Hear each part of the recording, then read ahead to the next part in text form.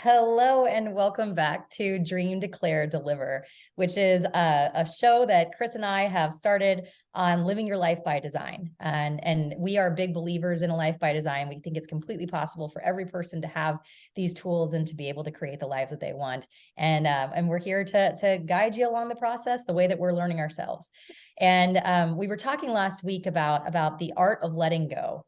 And after we finished the episode, we said, well, that was great, except for I'm sure a lot of people are looking at us saying, what? Like, how do I let it go if I'm still holding on to it? Like, and so Chris and I decided that let's take a step back, or maybe two steps back, and let's talk about shifting. And shifting is an art in and of itself. It's like actually recognizing that you're in your moment, that you're in it, whatever that is, that poop-filled backpack we talked about last week, that you got it, and then doing something about it. And so this is again in the deliver portion of the dream, declare, deliver. But what you'll also hear today is that dreaming part is really important here. And that these aren't linear. Dream, declare, deliver is not linear, meaning that once you have your dream in place, you don't have to forget about it and now go off and deliver. Your dream's going to keep coming up over and over and over again. And we want that to happen because it allows you to anchor yourself in something that matters to you. Yeah, and actually it may not come up, but it's something you get to choose and remember and use as your touchstone the whole way through the process. So we'll keep coming back to the importance of your dream. Like what happens when we start addressing the whole topic of shifting, the first thing that you have to do is just stop, like recognize that this isn't working. Whatever it is isn't working. And once you're able to do that, that might be a point where you can say, wait, what is my dream? What is my vision here?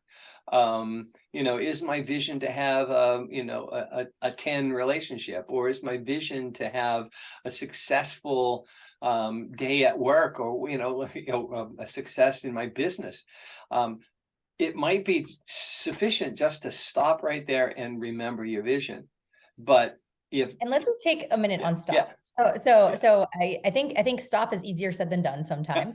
Often, I often my boss, the CEO of my company, is a brilliant man, and is also very fast. He thinks very quickly, and we're always communicating via Slack. That's the method that we use to communicate throughout the day, and I call it a Slack smack. When he like he'll be coming at me with something that he wants done that's not being done fast enough, and it'll start feel like I'm getting like smacked across the face. And in that moment, I want us to all just stop. Yeah. And because it allows you to take a breath and reground yourself, figure out what's going on. And so a lot of times when you notice it, it's when your blood's rising. If you're in an argument with someone you love, you notice your blood is rising, and that's the best time to find a safe word for yourself. Mine is apple. So like, okay, apples, I gotta take a break. I gotta take a breath. And my husband knows, okay, that means Candace is, she's stopping for now. Any tips you have on stopping, Chris? I think it's, like you said, it's one of the harder things to do because a lot of times what happens inside of our interpretations is what I call the ladder of inference. And so one interpretation leads to another, leads to another, leads to another. It's kind of an if-then. Well, if this is what's happening now, then that means this. And so we make an interpretation on top of the interpretation. So sometimes that accelerates, and it's really hard to put the brakes on that. Can you give an example of that so the listeners can make sense of? Sure. So if I'm having a disagreement, argument, or something like that with my wife, and she's upset and leaves, has to go to work because she's got something going on there.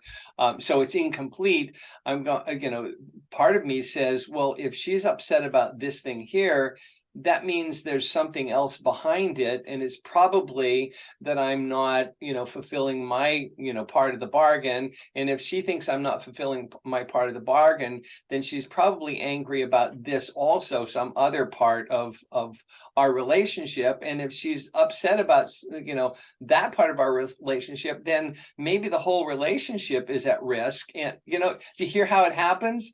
I can also hear your voice getting higher and higher and higher as you go through right. So I'm not too I'm getting more invested in stressed out. I'm getting more stressed Right. out as you're walking through your Yeah.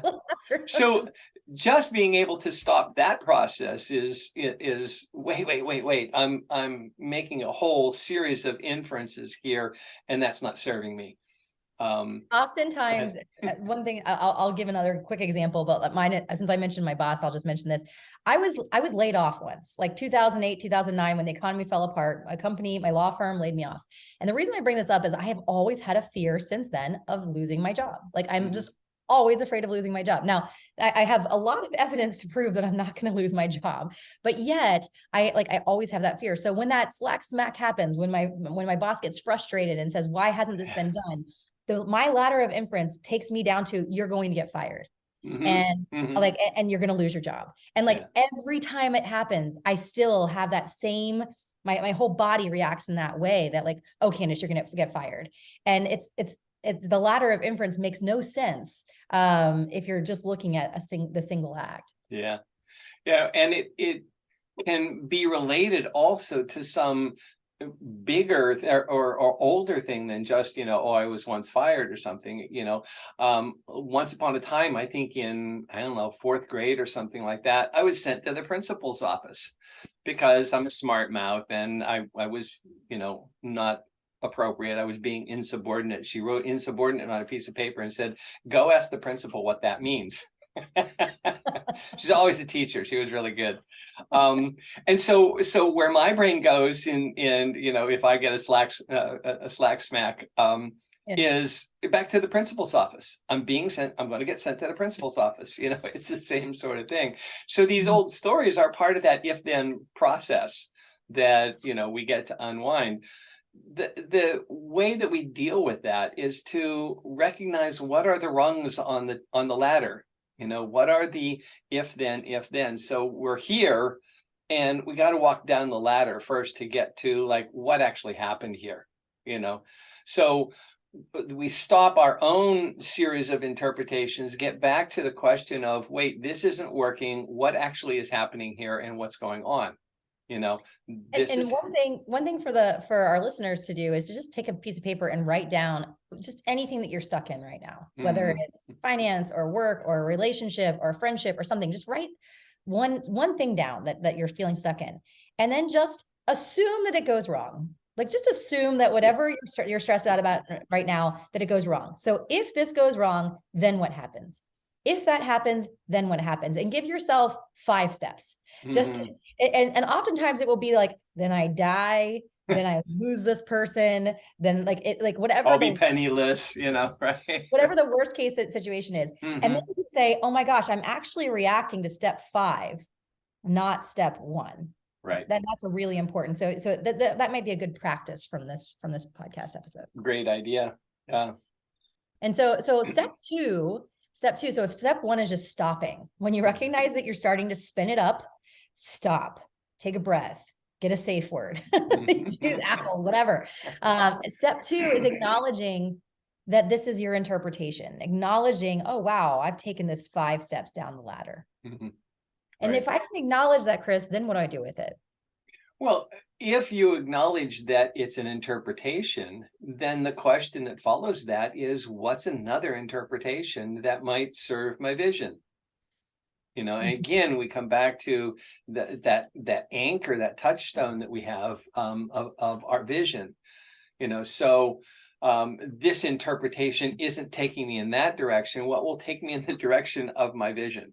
And we get to ask a different question and come up with a number of different interpretations. Don't stop at the first one, because a lot of times my brain will throw out test cases, silly examples as in different interpretations. Oh, well, of course it could be, Mars is in retrograde, or it'll throw something out like that. I better write a couple more down, and then I can choose from among the different interpretations which one takes me closer towards my vision. Yeah. And Andrew and I went to a couples retreat with a woman named Lynn Sheridan, who's a very dear friend of both mine and Chris's. And Lynn actually gave a suggestion on how to do this.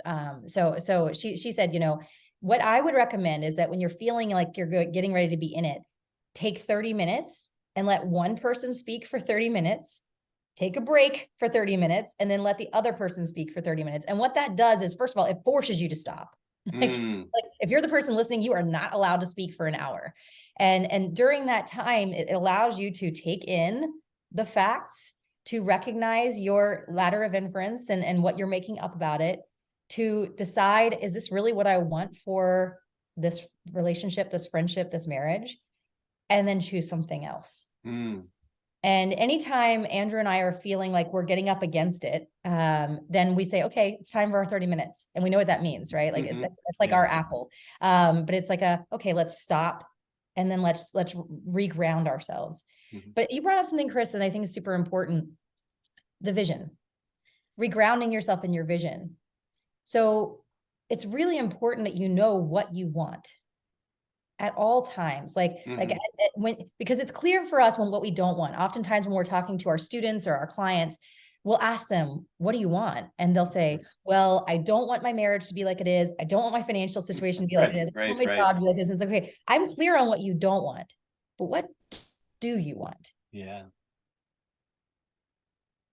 And we froze Candace. There, you're back. a little blip in the universe. So my invitation is always just to keep asking yourself, what do I want in this situation? Like, what do I want in my career? What do I want in my marriage? What do I want with my kids? Because if you're not clear on what you want, you're not going to get it. Yeah. You're going to get what you don't want.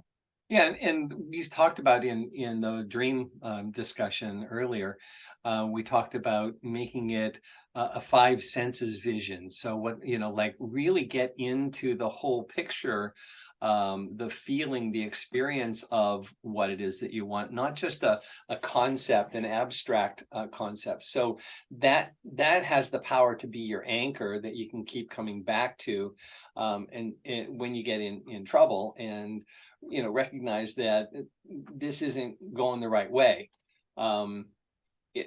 We do similar kind of thing in talking. We also have a code word, and we refer to it as being pointy-headed, and so that's a code that says, all right, stop, wait, I'm really experiencing your opinion and your interpretation, and it's not serving us, and so I can call her on it and she can call me on it when that's not working.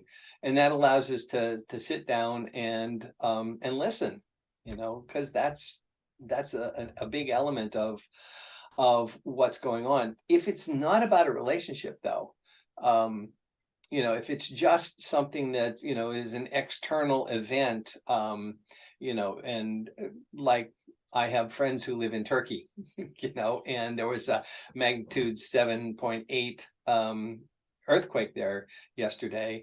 My brain goes, if then, like, how are my friends? And, can I get through to them? And is their family okay? And so on.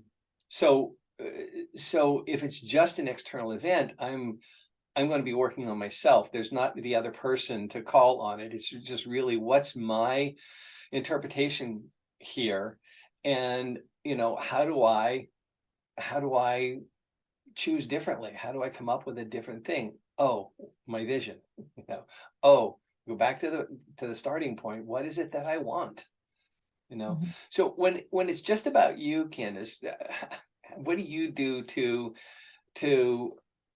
kind of turn on a dime and get your head back in the game? Well, it depends. It depends on the situation. So I was just thinking as you were talking that, like, journaling is really helpful for me. So when I'm in it, and like I get seasonal affective disorder, I know a lot of people who do, some very good friends of mine do. And like in the wintertime, like I'm not great often. Like I have a lot of dark days in the wintertime. And like I'm not from New England and I live in New England now. And so I even have darker days because like a foreigner in the wintertime. But when I'm in those moments, honestly, one of the things that I do is I have accountability partners. And whether so yes, it's me that's dealing with it. It's I'm in my head. But then I also will reach out and say, hey, listen, I'm in my head and I'm in a dark spot. You're one of them, Chris. I call you often. And I'll say, hey, I'm in a dark spot.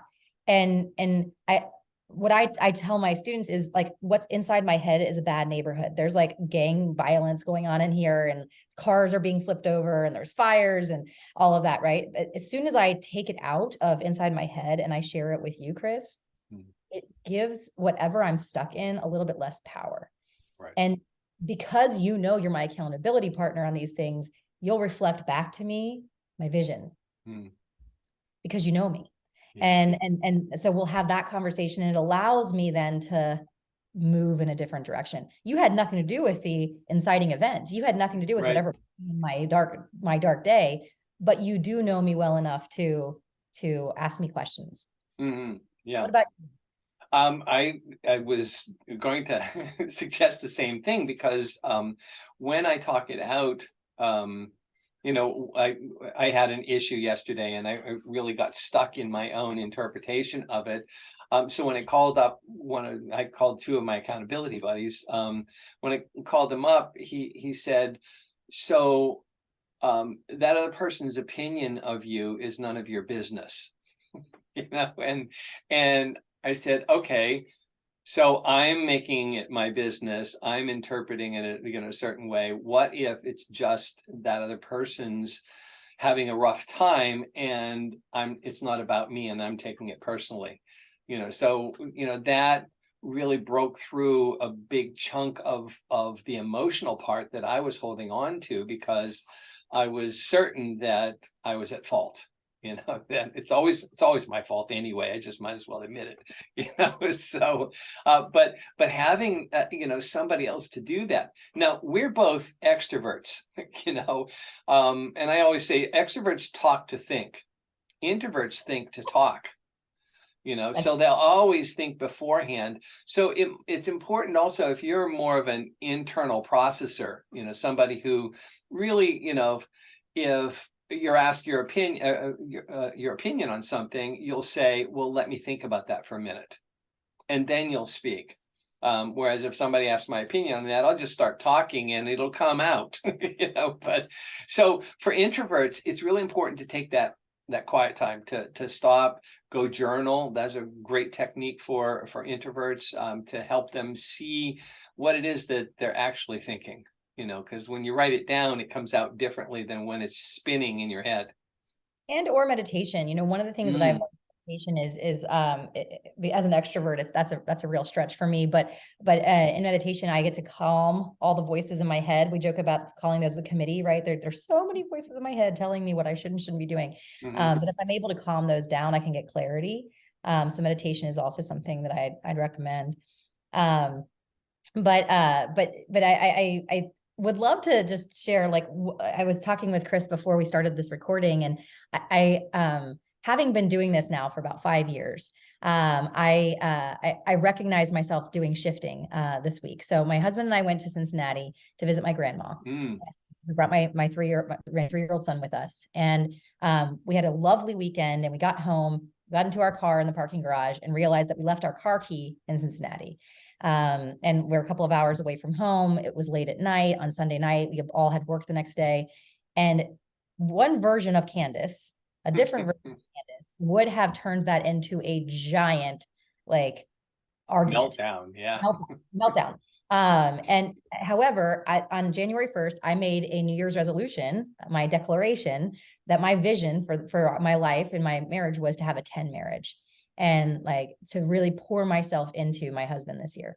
So this happened, and we're, you know, the key's missing. Andrew was the one who forgot it in Cincinnati, it would have been an easy one to, blame. But I was like, nope, 10 marriage. That's what I'm pouring into. So I said, okay, we've got a plan. I'm going to take Ivor. We're going to go to grandma's house. It's right down the street. Ivor's going to go to bed. I'm going to take care of things while you get the key.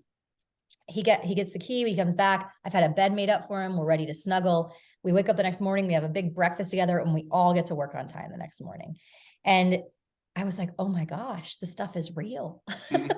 like, Right. like because I was in that moment. It was an outside event that was like, that had an opportunity to completely take me down the rabbit hole. And this process really supported. Yeah. The form of meditation I use to quiet the committee is there's a retreat center nearby our house, just about 5 miles away, that has a woodland stone labyrinth. And I do walking meditation because it's enough to occupy my brain and keep it quiet while I'm following the path. And so going around that whole circle, by the time I get to the center stone, I've kind of forgotten the committee. And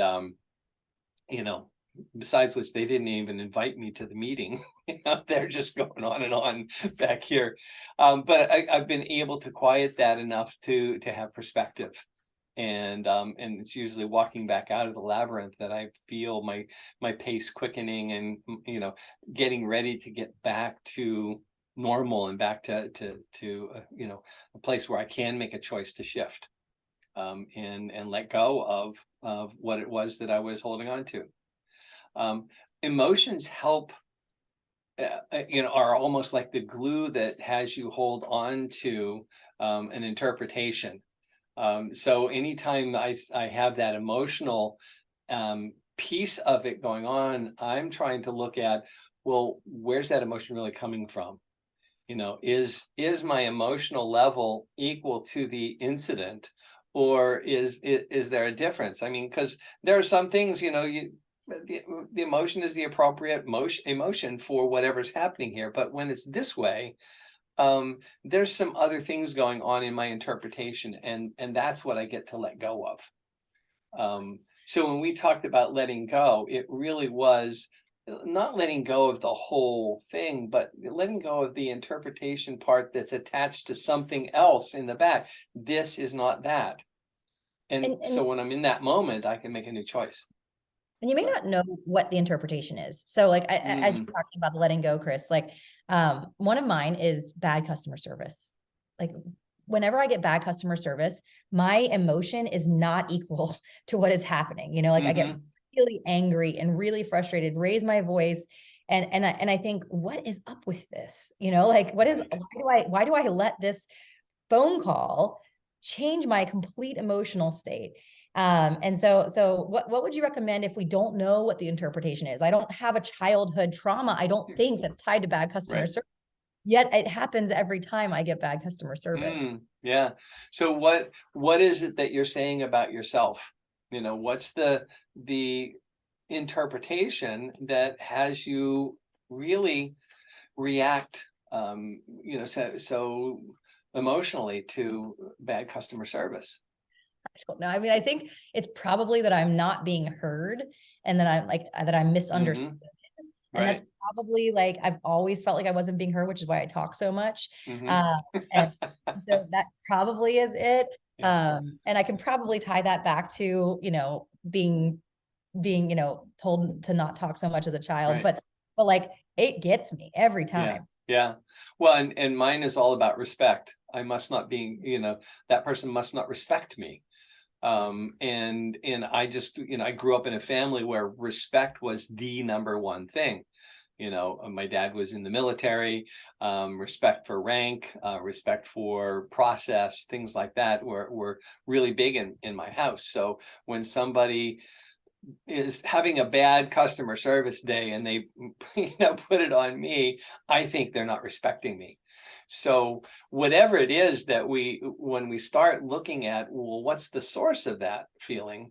Why am I getting so angry? It's just this, so why am I getting so angry is a good indicator, or why am I getting so upset is a good indicator that, something in here is touching my old stuff, my old stories. And that's what I, want to get a hold of and then say, okay, so that doesn't serve me. How do I let go of that? Thank you for the coaching. Cause I was like, this just happened with my airline like 2 days ago.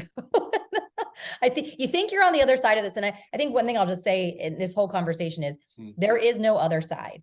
So Right. there's not gonna be like one day you wake up and your life looks totally different. Like I just told the story of Andrew, losing the key and how that was amazing. I was like, oh my gosh, this was amazing. Like we have a 10 marriage right in this moment. I don't feel like that every day. And I don't feel like that in every moment. There's still moments where like we're up against it. Chris and I are still in it. And it's an ongoing practice. Yeah, I've been doing this, for 30 years and it's still not over. It's still not done. I'm not complete. I'm a being in the process of becoming something, and that becoming will be evident on my deathbed, probably. It's always an ongoing process, and every time we get a chance to do something like this, to stop and look at what it is that our interpretations are, we get one step closer to becoming, more complete. But it's an ongoing process. It's a practice that you practice every day, or as often as it comes up, you want to practice that. Because it's in the practice that we get muscle memory on how to. So situations will still happen, but if I have the muscle memory, then the distance between the event and when I'm able to shift and let go gets smaller and smaller. So I'm able to turn things around a lot faster now than I did many years ago. It would take me weeks and weeks to get over something like that. I'd harbor resentment and carry it around and take it out on everybody else, and now it's like, in a matter of if it's a really big thing, in a matter of about an hour, I'm back to, okay, life is choice. Here's my choice. This is my vision. Here's where I'm going. And that's one of the ways you can tell if you're growing in this work is just measuring the distance in time between when you got triggered and when you were able to shift. And it may be like Andrew and I joke, on our honeymoon, we were joking that, or no, it was our baby moon. We were in Hawaii and we had gotten into an argument about money over dinner. And from the time that we ordered our dinner to the time that our dinner was delivered, the argument was complete. We had moved on. And my Andrew said, like, I can't believe we're still having this argument. Like, I'm so frustrated that we still had that argument. I'm like, yeah, but at the beginning of our marriage 5 years ago, this would have ruined our entire vacation. Now we're able to get to the other side of this between ordering and dinner being delivered. That's a win. So that's a win. Absolutely. Yeah. So give yourself the celebration. I was able to shift faster this time. Yeah. And notice the self story again of, I should be over this. Why are we still having this same argument? As if, having done the work or having gone through, transformation programs and things like that, I am complete and I'm, this will never happen again. That's just fictional, something we made up. Probably programmed by our education and things like that, where we complete a course and get an A and whatever. In this stuff, it's the life course, it's not over until it's over, and then you'll get something else. So we want to wrap it up there, and thank you all for joining us. By the way, the last step of doing this shifting process is step forward. So once you're able to recognize that it's an interpretation, look at the ladder of inference, and maybe talk yourself back down to rung one, what actually happened. Choose a new interpretation that serves your vision. Keep anchoring yourself in that, then step forward. Because nothing is a decision until you take action on it. And there is no wrong step as long as you're stepping into the direction of your vision for your life. Amen. Yeah. So there's no wrong direction. Just step forward. Yeah. Excellent. And we'll see you next week.